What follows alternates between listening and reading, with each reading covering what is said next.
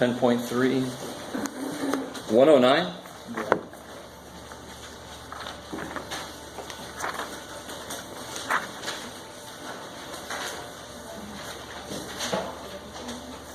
Okay.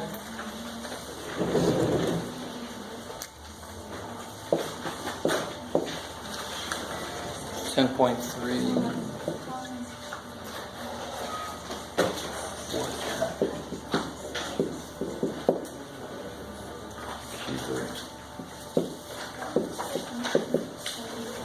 I like it. Cool.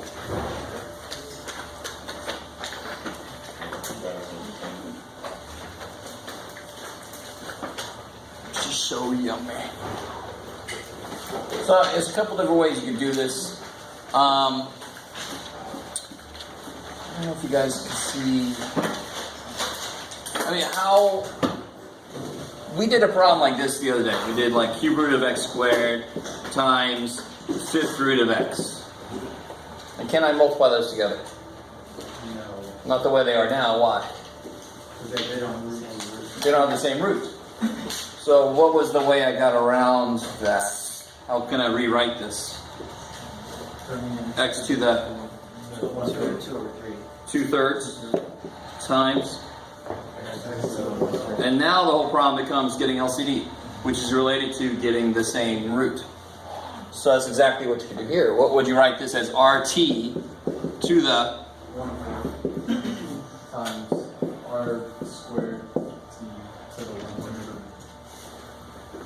And now you can focus on, now are the bases the same? No. No. But if you make these the same, let me see if you guys, all right. So there's this idea, and then there's also this idea. What's the square root of 2 times the square root of 3? 36. Why was that easy? 2 and 3 aren't the same, but why are you still able to do something? Because They're the same root. same root. So if you make these have the same denominator, they're the same root. Right? So there's a few different ways. It might be easier to break it down to the r's and the t's. You see what I'm saying? And then you can focus on getting the r's together and the t's together. That's a valid way to do this also. Do you see? Because now I can focus on the like bases. Yeah, And then I can add the powers. It might be easier. There's several different ways to do this problem. I just gave you a few of them. Does anybody else hit this problem yet? Okay. So this is in most of your futures. So there's a couple different ways to approach this. Personally, I would probably do, I would do something weird, but I do it that way. this way? Okay, good. It's not a bad idea. Break it down all the way to its R's and T's and just work on each of them separate. I like it. How did you do that part again? In that way? This? Yeah.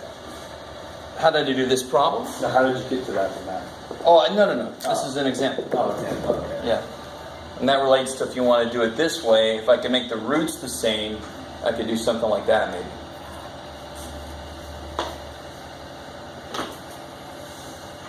Okay. All right. You go to from there. So if you want to do it this way, you just get your r's together, and since the bases are the same, you need to do what with the powers? Yeah, you come down so you're able to add them. So this is nice. If you break it down to r's and t's, then it becomes like earlier problems. You got like bases, you can put those together. Yeah. Maybe not at all. I don't know. Another way is, so one way is just to do this and get LCDs, add your powers and your like bases, old shit, old stuff. That's easy. I have no problem saying it's easy because it's supposed to be easy. If you wanted to do it this way, what's the LCD going to be? So this would be RT to the 3/12 times R squared T to the 4/12. Now the problem is the bases are not the same, right? But I could cube the stuff on the inside. This is why I don't blame you if you don't do it this way. And I can fourth power the stuff on the inside here. Now they're both to the 1/12. So now I can multiply the insides the same way I did with the square root of 2, square root of 3. There's another way to do it. Same problem, different look. Personally, I think this would probably make the most sense. Right? Because now you just 3/12, 8/12, add those together, r to the whatever you get, right? We know how to multiply like bases, we just add the powers. Easy. Please let that be easy. What's going on? You guys are still looking at me like I'm insane, which is normal, but even more so. So how do you do x to the 2/7 times x to the 3/5? What do you do? You get the like denominator. Yeah, what would that be? 35. Why do you need to get an LCD? So they have the same root. Because you want to do what with them? Add them. Because when you multiply like bases, you add the powers. I love it. So here, like bases, get the powers of the same base, same denominator, and then add for the r's. I mean, that's not done. You've got to keep going, but I want to leave something for you. Okay.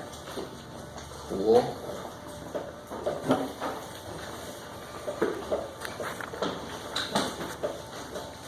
You could ask anything you want to. Some of you guys are looking at me with blank faces, but I can't do anything for you if you don't explain to me what's going on. For the answer that you circled, is that... It's not an answer, sorry. Answer, but I mean, you have to combine the two R's. Yes. Make them like denominators. Yes, I love it.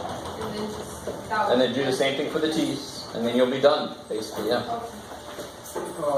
Number 40 got 10. 10-3? Oh, okay.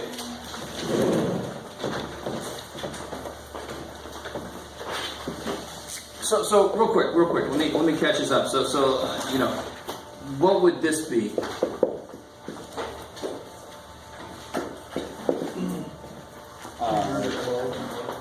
Or 20. Is everybody cool with that? That's the cube root of 28. 7 times 4 is 28. So square root of 7 times square root of 4 is square root of 28. So the cube root of 7 times the cube root of 4 is cube root of 28. No question about it. They have the same root, so I'm allowed to multiply the insides together. Maybe. That's why I can pull them back apart. I can go the other way and pull them back apart. So you're saying, what's that got to do with my question? So what about this? What do you think about this? Just do it, Jeff. What should you be able to do there? Just the same way. I should be able to divide. They have the same roots.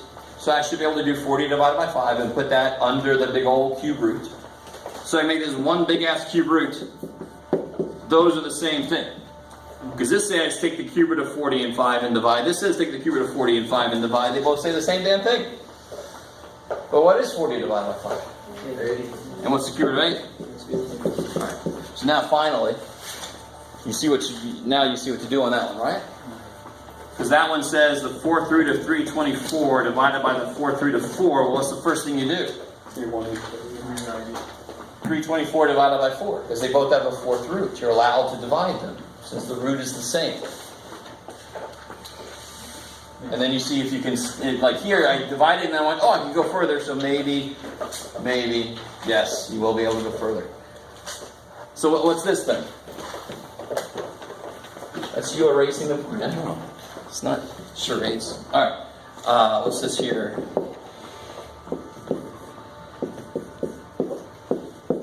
Oh, yeah. I just gave it away. Okay. Dang it, Jeff. I thought I gave it away. Maybe not.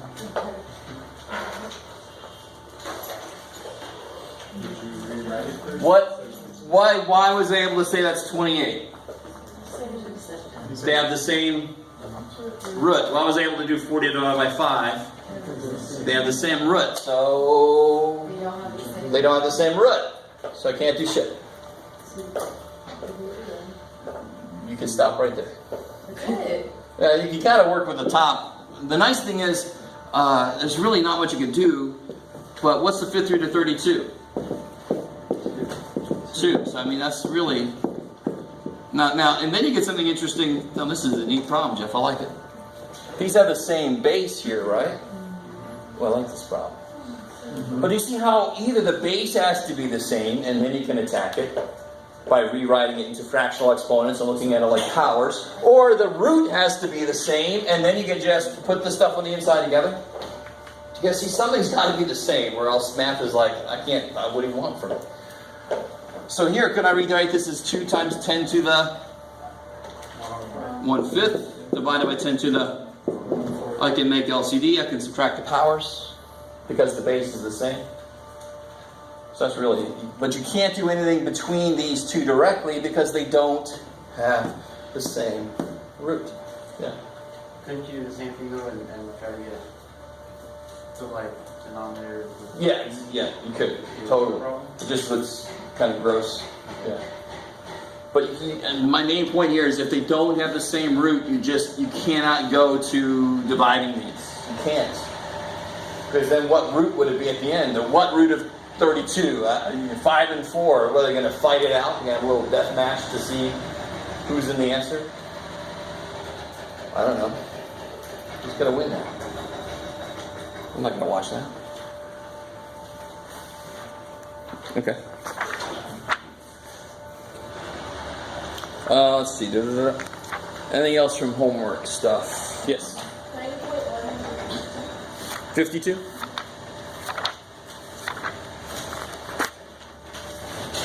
Oh, okay.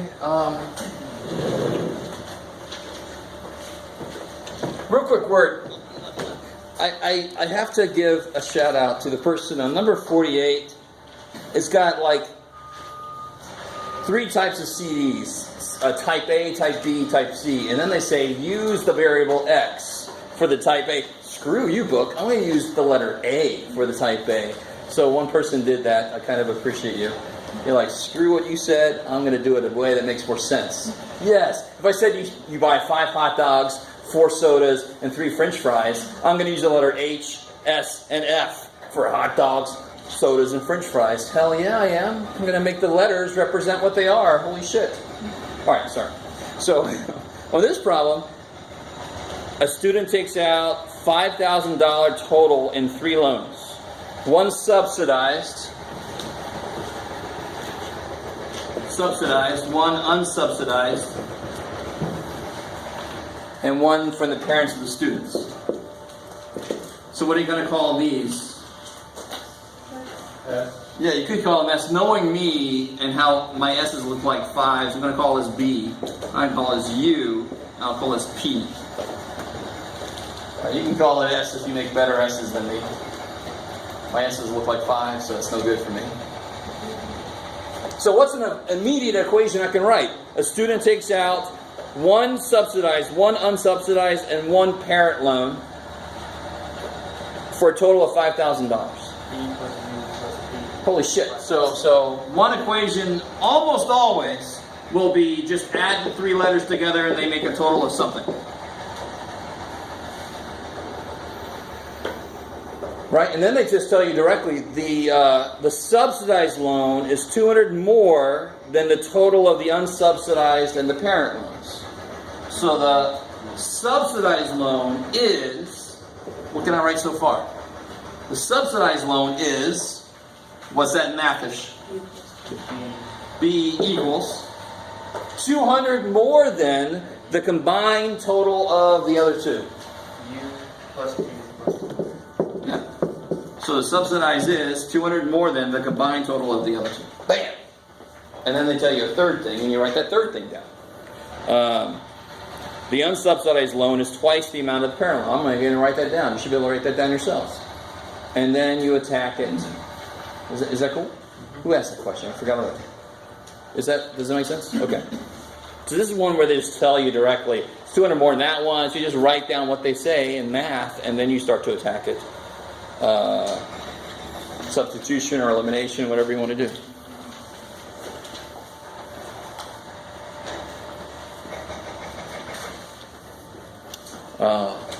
The calming sounds of construction. I play this at night trying to go to sleep. Alright. Anything else from homework? Anybody still going to Mass Study Center? Is it going okay over there? Is it crazy busy? Yeah. It's crazy busy, but the tutors are helping. Yeah. Okay. And you're kind of crazy if you're not ever going over there. This is free, for one thing, right? And they actually do help out a lot. To become a tutor, you have to make at least a B in calculus class to become a tutor. Right? And please, dear God, somebody told me that they went to see a tutor and they felt the tutor was disappointed that they didn't have better questions. And that's bullshit. If that's ever true, if you ever have a bad experience with a tutor, fill out an evaluation in there. That's the only way they know there's a problem, right? Okay. As a tutor, you should be like, I'll teach Math 88. I love it. I'm teaching them -1 + 3, but that's what I love about it. I got to come up with ways to describe and how to think about that, right? Some people are like, how can you stand teaching that? I'm like, that's teaching. That's the real teaching. Shit. If you can teach -1 + 3, you're golden. Okay. So if there's no other questions from homework, let me say this. Maybe this will spur some questions. We're going to have a quiz tomorrow.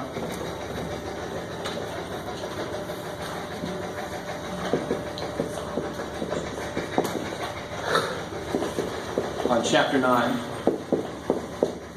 Which is chapter 9. You want more? No. And then a quiz on